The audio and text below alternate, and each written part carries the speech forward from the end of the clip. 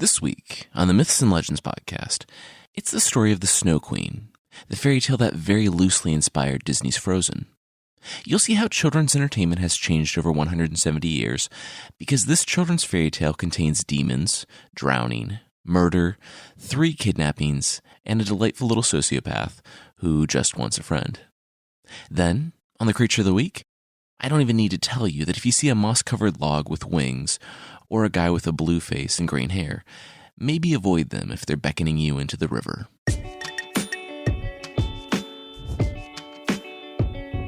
This is the Myths and Legends podcast, episode 21, Fearful Symmetry.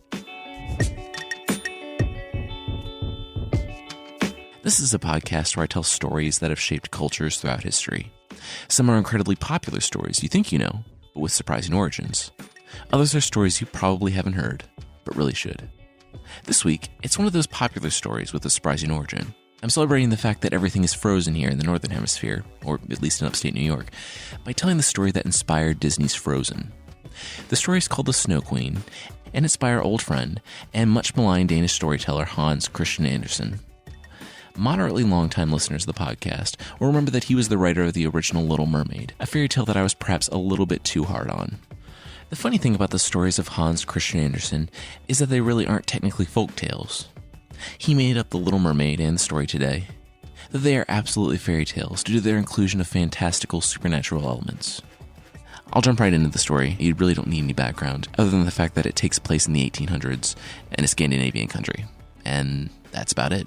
One day there was a little hobgoblin. Some interpretations say he was the devil, and others that he was just a little imp. He's called a troll in places, and sitting at his school one day, because he absolutely ran a little devil school, he had an idea. You can't make a person sin or control their thoughts, but you could change the way they saw themselves and the world around them.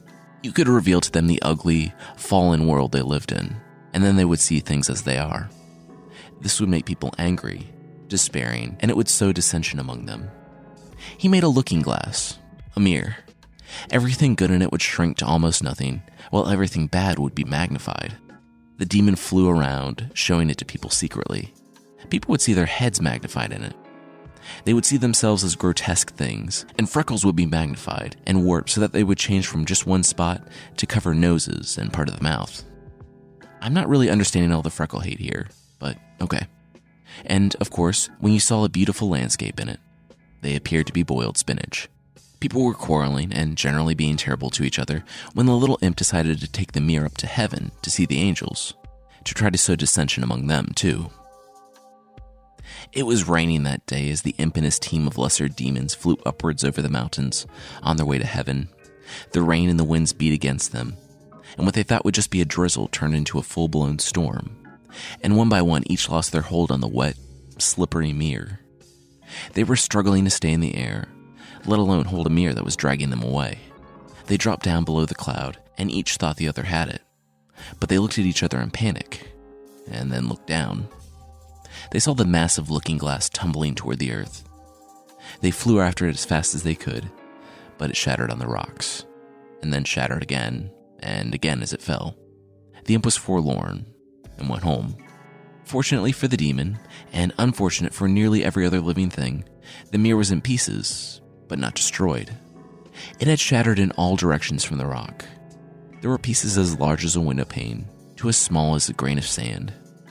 Years passed, and nothing came of it. Then the mirror began to seep more insidiously back into society, as people began to find it. The small dust-sized pieces were carried on the wind, and would lodge in people's eyes, which, ouch. But as soon as it did, it would forever change the way they saw the world. It would be freckles and boiled spinach as far as the eye could see. People began to use it for their windows, personal mirrors, and eyeglasses, and just hate themselves and everyone around them because every beauty was ugliness and every pious thought sinister. The mirror would also find itself into the hearts of people. I guess people would inhale them, and they would become lodged in the heart, turning it as cold as ice and changing the person too. As a really quick aside, I get the dust lodging in the eyes, but I'm not very sure how the looking glass, a mirror, can go to functioning as windows and eyeglasses. Mirrors at this time were sometimes just glass coated with a reflective substance, so maybe that could have deteriorated over time, leaving just the cursed glass? Like the ancillary details of The Little Mermaid, Anderson doesn't really bother to explain, but I'm just going to let this one go and move on. These pieces stayed on the wind, seemingly inexhaustible, and affected eyes and hearts of people all around the world.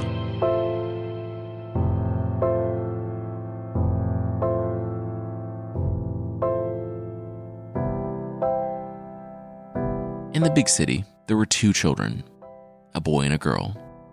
The boy, named Kai, lived across the alley from a girl, Gerda.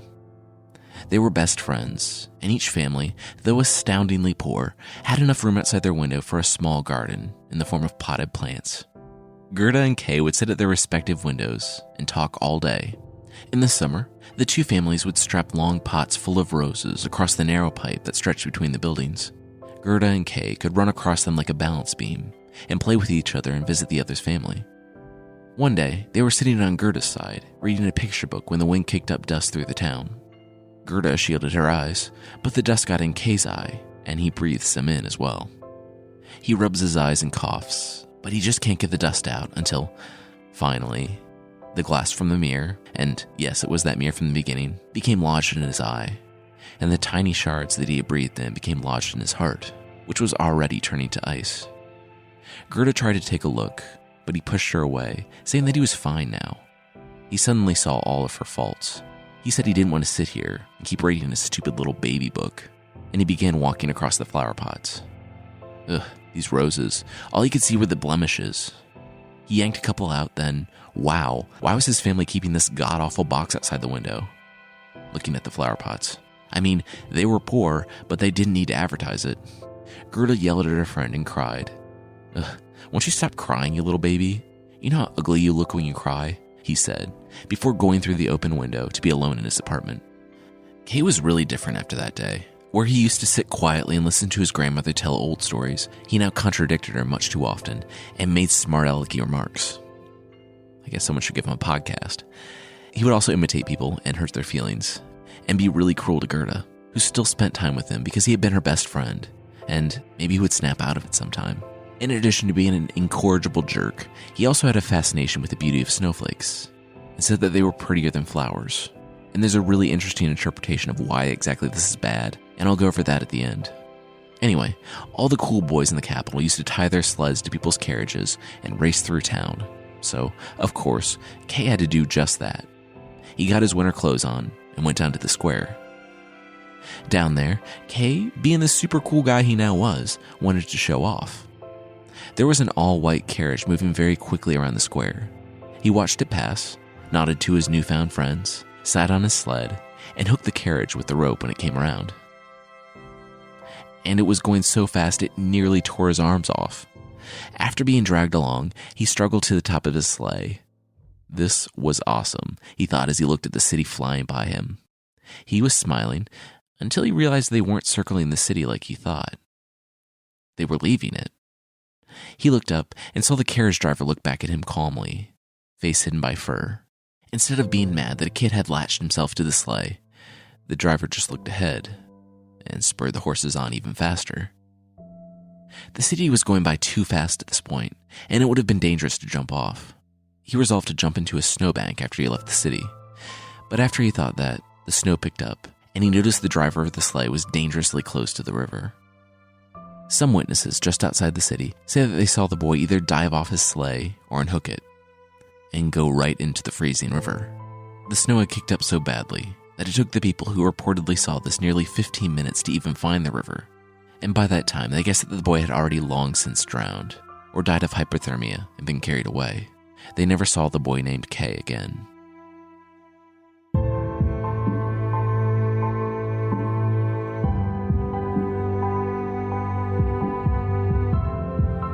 Months later, long after the news had finally trickled down to Kai's family, Gerda sat, still mourning. She told herself that she should really just forget the boy. He had died, and was he ever even her friend? He had been so mean towards the end. Still, Gerda couldn't shake the feeling that he wasn't dead. No body had been recovered from the river after the thaw. And Gerda had an idea. Maybe it was still there. She got her best shoes, little red ones, and she was going to give them to the river to get Kai back. The logic is not 100% sound, but remember that she's a grief-racked child who is just trying to think of anything to get her friend back. Which, putting it all together like that, it sounds pretty sad. She went to the edge of the river and threw the shoes in, and then yelled at the river, tears dropping in the water, to give her friend back.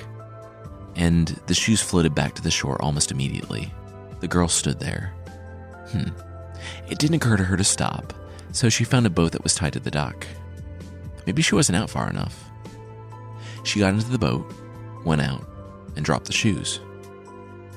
They just floated there and the river wouldn't take them, but Gerda found herself in a larger predicament. She was drifting. She had left the oars in the dock. She moved farther and farther away from the riverbank and out into the fast-moving river.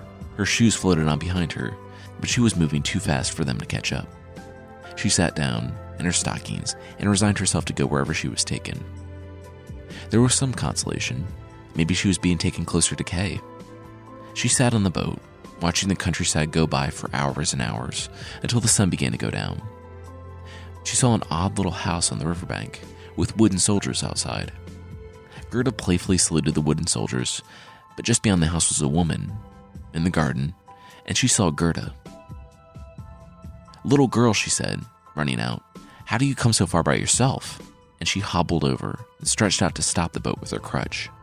Gerda clambered ashore, and she and the old lady pulled the boat out of the water. The old woman was hunched and wrinkled, and told her to come inside the quaint little house and tell her all about her quest. She must be hungry, right? Gerda stuffed cherries in her mouth as the old woman combed her hair and listened to her stories between bites. "Kai, the old woman said. "Nope, I haven't seen him, but he'll likely be by soon. You should just stay here for a while." The old lady, though a witch, wasn't the type to try to eat the girl or pin her down with disembodied hands and murder her like other fairy tale witches. She was only interested in some light kidnapping. The old witch was lonely and wanted Gerda to stay just for company. So she plucked the memories of Kai from Gerda's head while she brushed her hair. And Gerda, not remembering Kai or home or anything, decided to stay with the old woman. It was getting late, after all.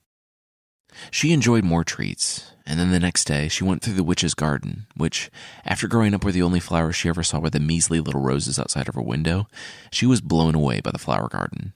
Hours passed while she looked at them, and soon it was night. She decided to stay another night, then another, then another. Soon she stopped keeping track.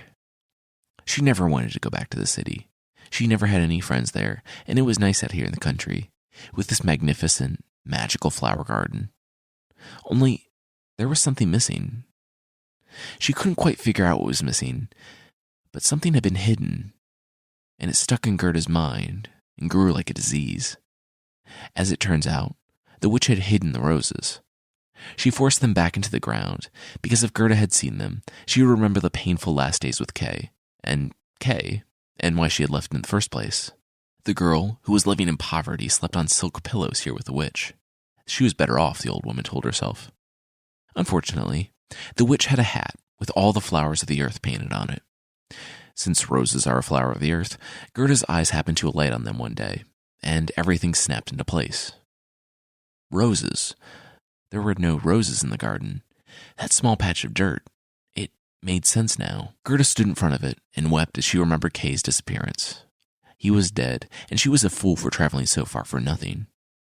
Then something happened. The roses in the ground felt her tears and slowly emerged. She smiled, remembering the good times above the alley, and hugged the roses. She asked them, and I don't know if she expected a response, if they had seen Kai onto the ground. Then something stranger happened. Well, strange for our world, but probably pretty normal in a fairy tale world. The roses responded. "Kai?" the roses said. "No, we haven't seen him in the ground at all." And with this, Gerda's heart leaped. Maybe Kai wasn't among the dead. Maybe he had somehow survived the winter. She asked the roses where he was. "Oh, yeah, no, we don't know where he is, just that he's not in the ground. Maybe some of the other flowers know." And so she went and talked to the other flowers, and this is me, Jason, and I'm going to spare you several conversations about the dreams of flowers that are completely irrelevant to the story. I'm not giving this story the same treatment that I did for The Little Mermaid, so I'm just going to let this go, but wow did Hans Christian Andersen need an editor. Basically, Gerda would ask where Kai was, and she would get a long, meandering response. She would ask how that related to Kay, and the flowers would say, Kay? I don't know anyone named Kay. When Gerda realized that the other flowers knew less and were way less focused than the roses, she decided to leave. The old woman was in the house, and so she snuck to the gate. Looking back, the house was quiet, and Gerda reached over and unhooked the rusty latch from the other side. And the gate opened. And she escaped. No shoving the witch into an oven, or dropping her into a river of fire, or threatening her with a blessed doll. Gerda just ran off. She looked back a few times as she ran along the river.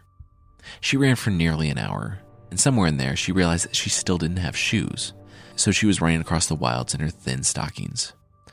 Well, can't go back for them now. When she thought she was far enough away, she stopped and rested. She caught her breath and noticed a few things. 1, her feet hurt. A lot. They were cut, bruised, and bloody from running over rocks and sticks essentially barefoot. And 2, it wasn't spring anymore. It was well into fall. Very nearly winter, actually. There were a few inches of snow on the ground here and there. The witch had enchanted the garden and, let's say, time to make it look like only a handful of days had passed in the sunshine. Gerda got up and walked for several more hours, though it was slow going on account of her feet and the cold. And finally, at nightfall, she collapsed into tears on a stone. She was miles and miles away from home. She didn't know where she was. She didn't have food, shelter, adequate clothing, or shoes. And night was falling. This would be a terrible situation for any of the heroes I've talked about so far in the podcast, but especially so for a child lost in the wilderness. Exhausted and weeping on a stone, she hears a cawing next to her and looks to see a crow cocking its head at her. She lowered her head and heard, "Good day."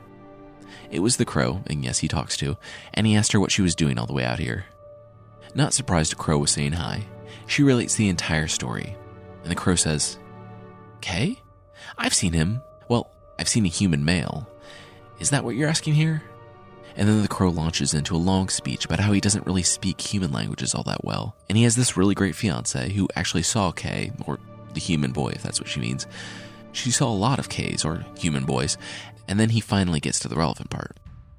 Okay, so as an aside, the story is kind of getting into the weeds here, especially when talking about crow to human language translation. Basically, there's a super smart princess who decides that she'd like to get married. She doesn't want to get married to just anyone, but she wants her intellectual equal. She issues a challenge for all the young men in the realm to come and have a conversation. The one who can hold his own will be her husband. The young men come, but they are so intimidated by the princess that they can hardly say a word. Enter a young man with shabby clothes and a pack, or sled, slung over his back. He's wearing nice boots and goes up and talks to the princess, and she likes him. Gerda nods when hearing the story.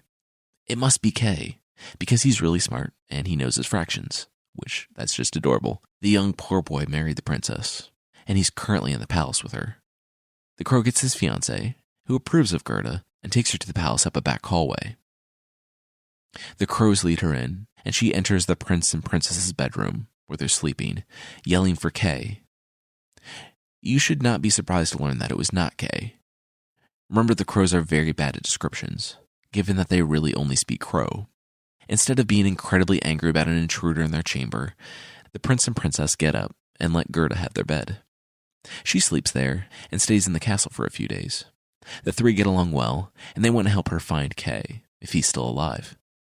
They give her a carriage, horses, drivers, servants, and everything, and Gerda rides off, waving goodbye to the prince and princess, and goodbye to the crows, who have apparently earned a position in the royal kitchens for bringing Gerda there. And the crows are happy to have a job and pension in their old age, and yeah, I'll leave you to ponder why that matters.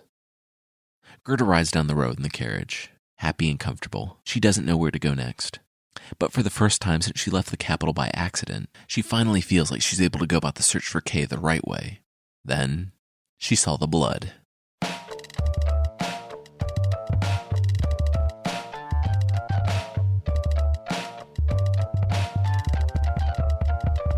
An arrow went through the driver and stuck into the wall of the carriage.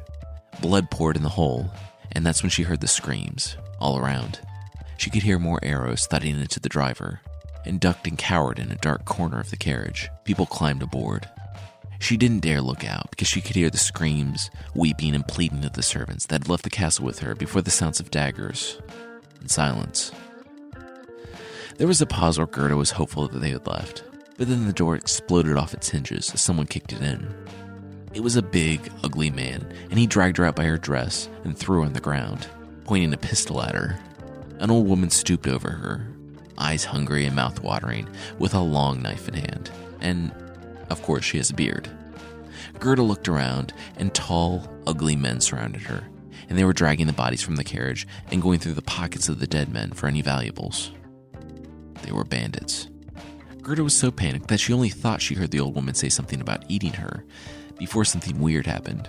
Gerda heard a growling, and then the old woman shrieked and spun around. A girl the size of Gerda was on her back, chewing at her ear, keeping her from killing and eating Gerda. The other bandits just laughed. It was the daughter of the old woman, who wants Gerda alive and as a playmate. The crone got tired of fighting her daughter, and the next thing Gerda knew, she was back in the carriage as a captive, now being driven back to the bandit hideout. She looked across at the girl, who never put her knife away. And though she had saved Gerda's life, Gerda still looked at her with fear. The girl asked who she was and all that, and Gerda was quiet. The girl said, "Don't worry. The people outside won't kill you if you make me angry. I'll kill you with this knife. Now tell me who you are." Gerda told her all about Kay and her journey so far, and the girl shrugged it off.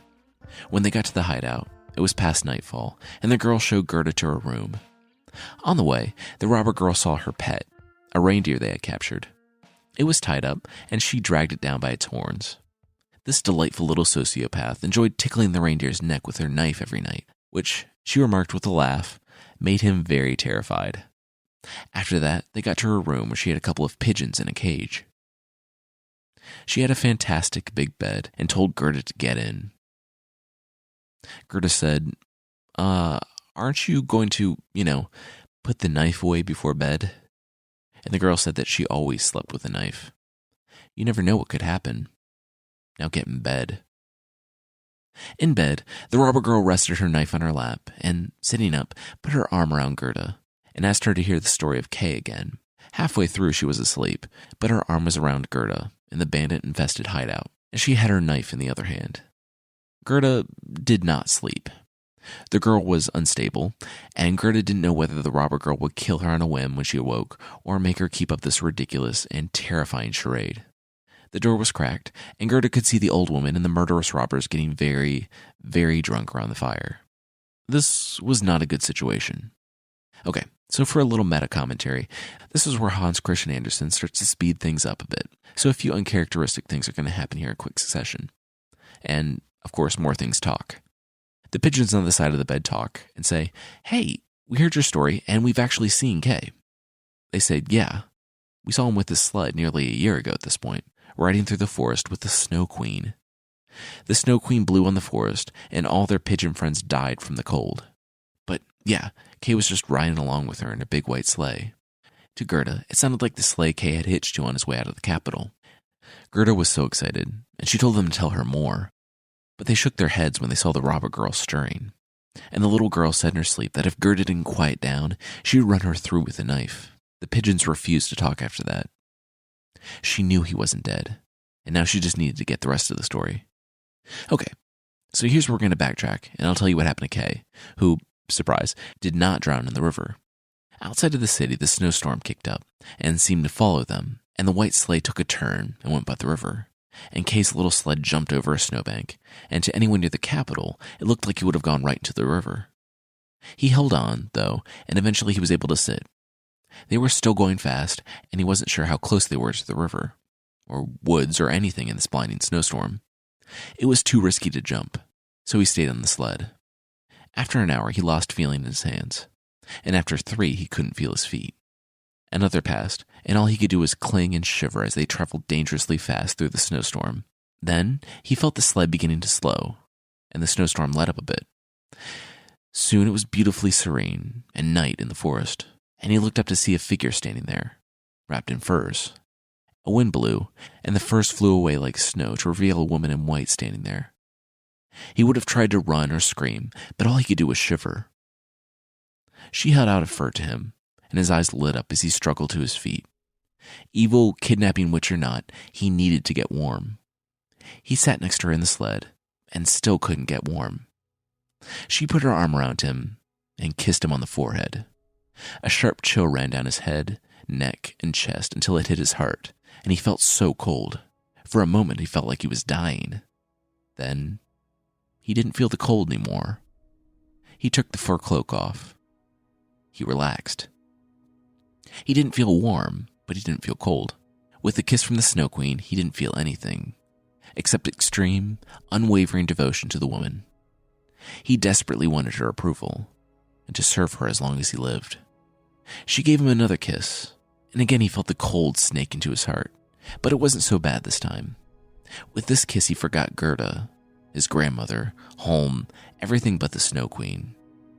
She said she couldn't kiss him again, or he'd die. She had servants made of snow get his sled and bring it aboard, and the story says that these things are the size and shape of snow chickens. Kay tried to impress the Snow Queen with everything he knew, and by day he slept at her feet in the sled. They traveled through forests, open rivers, and icy lakes, and finally across tundra toward the lonely, frozen fortress of the Snow Queen.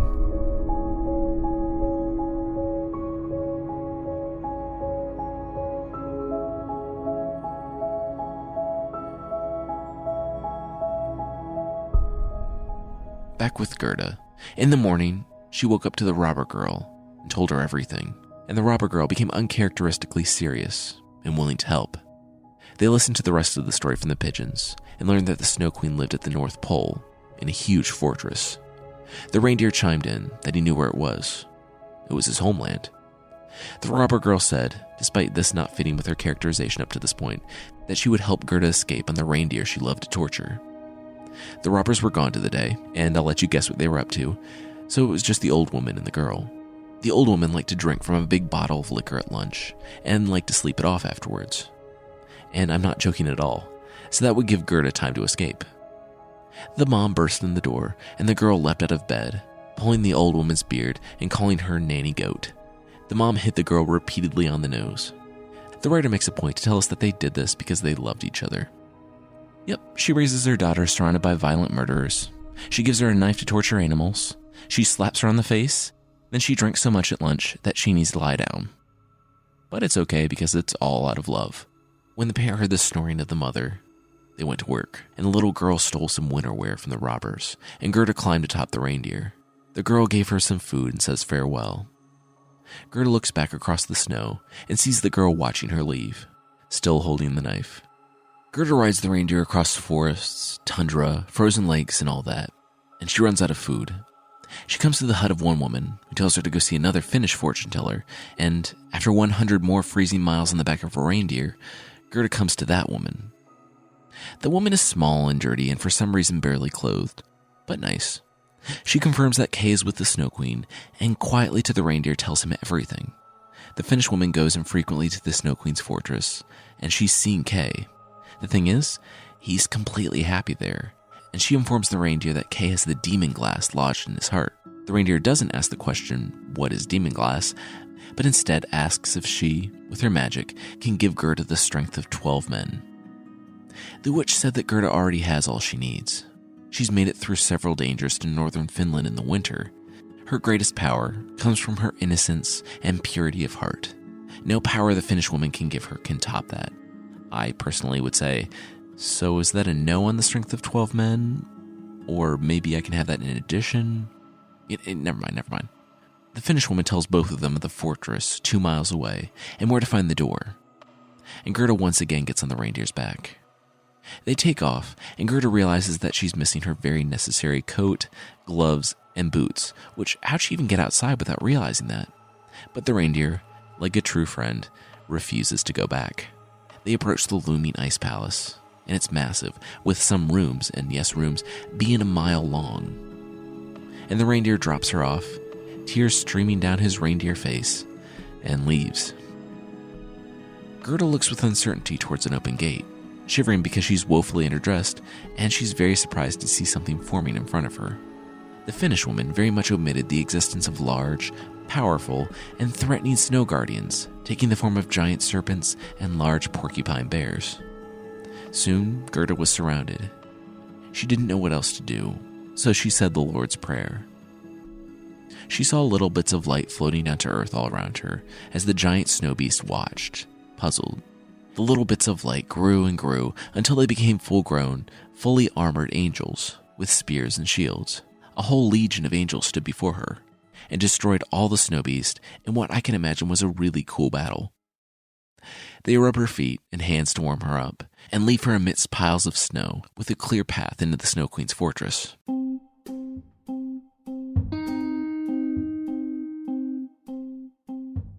So, I don't know how else to say this, other than that the story does not have a satisfying ending. I want to make sure your hopes are rock bottom right now, and hopefully I won't let them down further. Okay, so while Kai has been in captivity, he's been given what Hans Christian Andersen has called sort of a Chinese puzzle game, with little tablets of ice. It's a logic game, and he can spell words with them, and when he spells a certain word, the Snow Queen told him he will be his own master. She will give him the whole world, and a new pair of skates. This is months before Gerda gets there, and then the Snow Queen leaves. She just leaves, and she doesn't come back for the duration of the story. That's right, the big villain and the person the story is named after is not present at all for the climax, and we don't see her again. So Kai works feverishly on the puzzle, and because the Snow Queen kissed him and froze his heart, he doesn't get cold, but he's still black and blue. He just doesn't feel it, and he doesn't die. As it turns out, the giant snow monsters, though a good defense if one doesn't have a legion of angels, was the only defense. And Gerda walks right into the courtyard. She sees Kai, and tears began streaming down her face. He was alive. She knew it the whole time. She ran up to him and hugged him, and told him she was rescuing him. They could go home now. But he doesn't respond to her. He just keeps working on his little logic game, trying to figure out the word. She shakes him, and she doesn't realize that the glass in his heart has made him want to stay. But he doesn't so much as look at her. She falls over him and weeps. She has come so far, and she didn't even know that she had lost Kai long ago, even before the sleigh ride. She lost him the day the demon glass pierced his heart. She wept over him, and something happened. The hot tears fell into his chest and penetrated into his heart because, sure, and they washed over it, thawing it and washing out the demon glass that had become lodged there. He looked at her, confused, and she said, "Roses bloom and cease to be, but we shall the Christ child see." And he burst into tears, and that washed the demon glass from his eye. Gerda kissed his hands and head and eyes, and he warmed up like a normal human. He looked at Gerda and all around him and said, "Where am I?"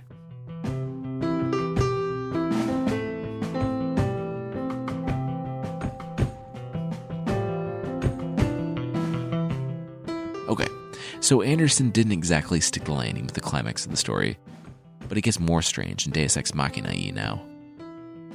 They dance, and all the snowflakes dance with them. When everything comes to rest, they find the ice puzzle pieces, kicked up in the wind, have settled to spell eternity, which is the word that Kai needed. Kai is free. They leave and see the reindeer waiting by the gate with another young reindeer whose udders are full. They drink from the reindeer's udders and kiss her on the mouth. They ride the reindeer back to the Finnish woman, and then to the other one, and both outfit the kids with things. They reach the green forests and the reindeers leave them in tears. Walking, they hear someone in the woods and see a beautiful horse, one that Gerda recognizes as one that was stolen from her carriage she rode on. It was the little robber girl, with a red cap, her knife, of course, and a pistol at her belt. She had gotten tired of staying at home, so she's exploring the world and probably robbing people. She said that the prince and princess are in a foreign land, and the crow is dead, though he did get to marry his fiancée, who's now his widow and very mournful. The robber girl says that she will visit them if she ever comes by the capital, and they say their goodbyes. They skipped meeting the witch, for obvious reasons, and after many more days found themselves walking up to the capital. They find everything familiar, yet different, and realize that it's not their city that's changed, but them. They've grown up, and I don't mean that they went through trials, learned a lot about themselves and the world, and are richer for the experience. No, they literally grew up. They're adults now. I don't know how or why or what purpose this serves, and I can't even begin to explain it. The story ends with Gerda and Kay in each other's arms. Their grandmother is reading to them from the Bible in warm, beautiful summer. The story today started out as a poem about a young girl in love with a miller boy who went to the mill one day to find that the wheel had stopped. He had been taken by the Snow Queen. I did find some sort of explanation about why the demon glass in his eye correlated with the love of the perfection in the snowflake. It wasn't that the snowflake was bad per se, but that it represented sort of an obsession with reason and earthly perfection. The temptation the Snow Queen offered was not anything untoward, but rather a temptation towards perfect knowledge. In parts I didn't include, she thinks that he doesn't know enough, and her realm is perfectly built from those perfect snowflakes. She challenged Kay to a logic puzzle for his freedom, and apparently in her kingdom you can set your watch by the northern lights. In this way, one reading of the fairy tale is that it's the redemption of an inhibited, lonely intellectual by the love of a woman. It's one interpretation, and it's interesting and kind of reflects the life of Hans Christian Andersen. He had an odd, sad, and complicated love life that I won't really go into.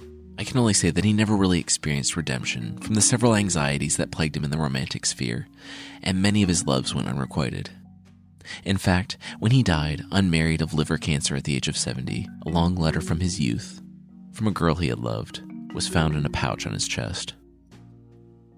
The movie Frozen is based off this story, but as you can probably see, only in the broadest of strokes, in that it contains a Snow Queen and a quest for redemption.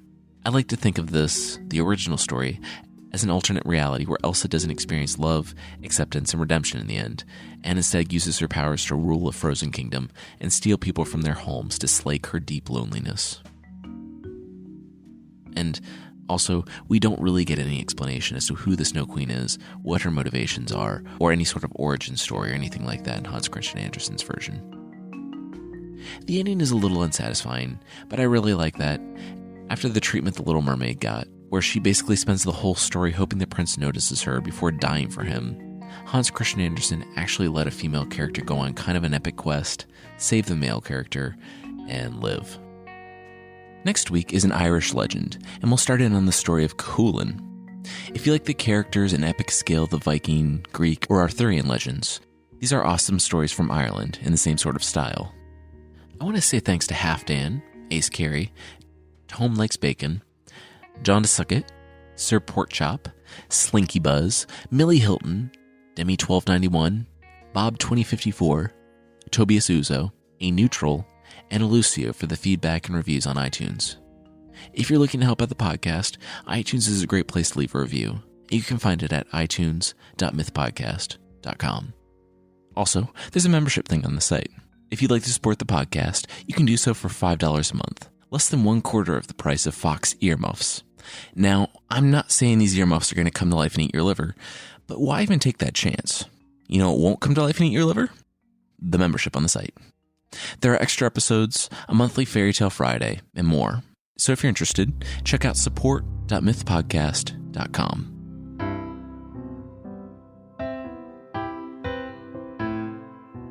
The creature this week is the Vodnoi from Russian folklore. It's a dangerous water creature, and it lives in freshwater lakes and rivers. The appearances vary maybe even more wildly than the bunyip, because it can be seen as an old man with a blue face, white beard, and green hair, an old man covered in scales with fur or huge paws, glowing red eyes, and horns, a large fish, or, my personal favorite, a floating moss-covered log with wings.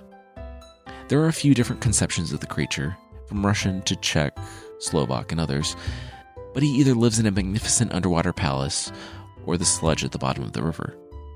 The fish are his servants, and he will often grab unsuspecting humans who are walking along and drag them down to his realm to serve him. Unfortunately, we can't breathe underwater, so he pretty much always just ends up drowning the person. Local accidental drownings are said to be the work of this creature. There are a few ways to keep from falling victim to this creature. The first is to just keep your wits about you, and don't be careless by the river. He does accept sacrifices, and millers will give him a cockerel, a male chicken less than 1 year old if you're wondering, to satiate his need to kill. Another sacrifice for him? Drunk people. A drunken stranger passing a mill has also served as a sacrifice to appease this creature. I'm assuming and hoping that these were accidental drownings of drunk people that stumbled into the river. But regardless, if your buddy the miller is buying drinks, maybe don't listen to him when he says you should go by the river on your way home.